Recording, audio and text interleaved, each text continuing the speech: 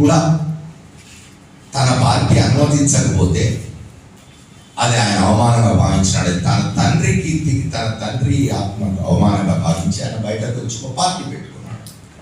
ఆయనకు తెలుసు కష్టాలు వస్తాయని, ఆయనకు తెలుసు ఇట్లాంటి కేసులు వస్తాయని చెప్పి, అయినా సరే బయటకు వచ్చి నిలబడి కేసులు ఎదుర్కొని 16 మాసాలు జైలుకు పోయి, ఇప్పుడు ఆ కేసులు నిజమా కాదా, అందులో ఎంతవరకు ఇది ఉంది, జగన్మోహన్ రెడ్డి దోష నిర్దోష ఇవన్నీ కూడా కోర్టులు తెలుస్తాయి, వాటి గురించి మనం మాట్లాడుకోవాల్సిన అవసరం లేదు. అయినా సరే నిలబడి కొట్లాడి మళ్ళీ 2019లో ఆయన అత్యద్భుత మెజారిటీతో ఆయన ముఖ్యమంత్రి అయినాడు. ఈ 3 దారుల్ని వాస్తవాల మీద ఆధారపడి విశ్లేషించడం మాత్రమే నేను చేసిన పని.